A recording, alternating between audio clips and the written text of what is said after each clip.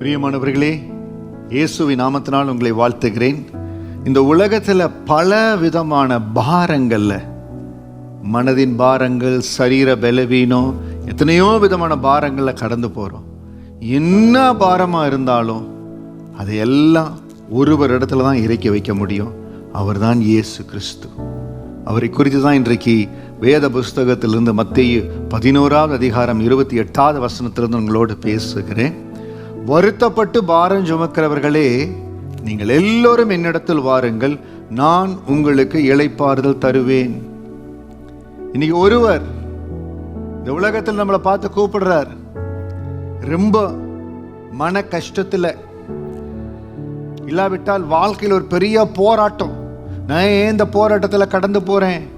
நான் பயபக்தியாக தான் இருக்கிறேன், நான் பக்தியுள்ள மகளாக தான் இருக்கிறேன்.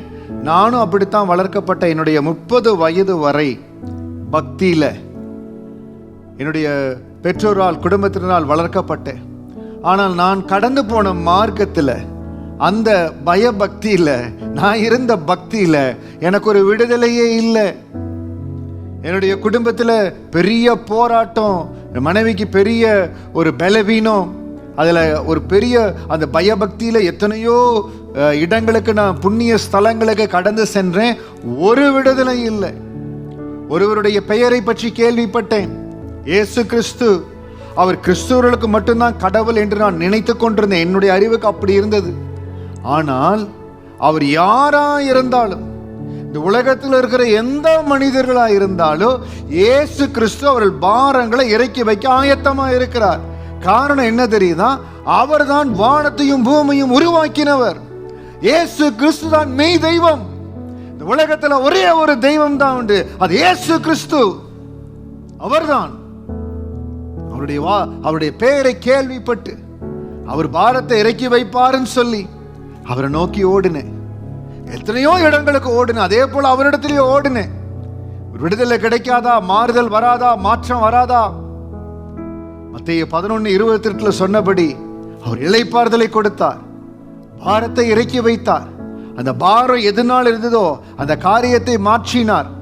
என்ன பலவீனத்தில் போனோமோ அதுல கர்த்தர் பலனை கொடுத்து, ஆசீர்வதித்து, ரட்சிப்பின் அனுபவத்தை கொடுத்து, பரிசுத்தாவின் அபிஷேகத்தை கொடுத்து, எதற்காக இந்த வாழ்க்கையில படைத்தாரோ, எதற்காக இந்த பூமியில கொண்டு வந்தாரோ, he made us to understand the purpose of creating us.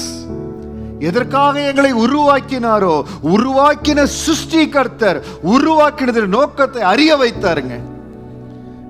எப்படி இருந்தோம்? பாரத்தோடு ஓடிக்கொண்டிருந்தோம், பலவீனத்தோடு ஓடிக்கொண்டிருந்தோம். அருமையான சகோதரனே, சகோதரியே, லைஃப்ல ஃபெயிலியரோடு, கண்ணீரோடு, போராட்டத்தோடு ஓடிக்கொண்டு இருக்கிறீங்களா? உங்களுக்கு இளைப்பாறுதல் கொடுக்கும்படியா, எந்த பாரமா இருந்தாலும் சரி, என்ன பாரமா இருந்தாலும் அவரிடத்துல இறக்கி வைக்கும்படியா இன்றைக்கு இயேசு உங்களை அழைக்கிறார். என்ன பாரமா இருந்தாலும் நீங்கள் என்னிடத்தில் வாருங்கள், நான் உங்களுக்கு இளைப்பாறுதல் தருவேன் என்று சொல்லுகிறார். வார்த்தையை கேட்கிற நீங்க, ஏசப்பா என் இருதயத்துல கடந்து வாங்கன்னு சொல்லி அவருக்கு உங்க இருதயத்துல மட்டும் இடம் கொடுத்தா போதும். இன்றைக்கு நான் பிரசங்கிக்கிற இயேசு, நான் எந்த இயேசுவை அனுபவித்தேனோ, எந்த இயேசுவோடு வாழ்ந்து கொண்டிருக்கிறேனோ, அதே இயேசு உங்களை சந்திக்க ஆயத்தமா இருக்கிறார். இந்த வார்த்தையை தற்செயலா கேட்கிறேன்னு நினைக்காதீங்க, தேவ செயலா கேட்டுக்கொண்டிருக்கிறீங்க. அந்த ஆண்டவர் உங்களை சந்திப்பார். என்னோடு கூட சேர்ந்து கண்களை மூடி ஜெபிங்க. ஏசப்பாவை நன்றியோடு ஸ்தோத்திரிக்கிற, இந்த வார்த்தையை கேட்கிற அன்பு சகோதர சகோதரி, உங்க கருத்துல கொடுக்கிற இவங்க என்ன விதமான பாரத்துல கடந்து போய் கொண்டிருந்தாலும், ஆண்டவரே இந்த பாரம் நீங்கும்படியா உங்க சமூகத்தில் ஒப்பு கொடுக்கிறாங்க. என்னோடு கூட சொல்லுங்க, இயேசுவே என் இருதயத்துல வாங்க, என்ன ஒரு பாவமா இருந்தாலும் எல்லா பாவத்தையும் மன்னிங்க. ஆண்டவரே உங்க ரத்தத்தால் என்னை கழுவு, இருதயத்தில் உங்களுக்கு இடம் கொடுக்கிற ஏசப்பா, இருதயத்துல கடந்து வாங்க, வாழ்க்கையில கடந்து வாங்க. இந்த பாஸ்டர் சொல்றபடி அவர் வாழ்க்கையை மாற்றினீங்களே, அவருக்கு உதவியா இருந்தீங்களே, அவருக்கு ஒரு இளைப்பாறுதலை கொடுத்தீங்களே, எனக்கும் இளைப்பாறுதலை கொடுங்க ஏசப்பா, இருதயத்துக்குள்ள வாங்கன்னு சொல்லி நீங்க கேட்க அவர் உங்க இருதயத்துக்குள் பிரவேசிக்கிறார், உங்க வாழ்க்கையில கடந்து வருகிறார். என்ன பலவீனம், என்ன பாரமா இருந்தாலும் அதிலிருந்து ஒரு விடுதலையை கொடுக்க இயேசு போதுமானவராய் இருக்கிறார். கர்த்தாவே, இவர்களை உங்க கரத்தில் ஒப்பு கொடுக்கிறேன். உங்க விடுதலை, உங்க சுகம், உங்க ஆறுதல், உங்க இளைப்பாறுதல், உங்க கிருபை இவங்களை நிரப்பும்படியா ஜெபிக்கிறேன். வல்லமைக்கு ஒப்பு கொடுக்கிறேன். இயேசுவின் நாமத்தில் ஜெபிக்கிறோம் நல்ல பிதாவே. ஆமேன், ஆமேன்.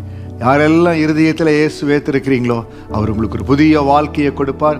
உங்களுக்கு அருகாமையில் இருக்கிற ஒரு ஆவிக்குரிய திருச்சபைக்கு கடந்து போங்க. அந்த இடத்துல பாஸ்டர் இருந்தாருன்னா அவரை பார்த்து பேசுங்க. உங்கள் வாழ்க்கையை எப்படி நடத்தணும், வேதத்தின்படி எப்படி வாழணும்னு கற்றுக் கொடுப்பாங்க. எல்லா பாரமும் விலகோ. கர்த்தர் உங்களை ஆசீர்வதிப்பார், மேலான நிலைக்கு உயர்த்துவார். God bless you.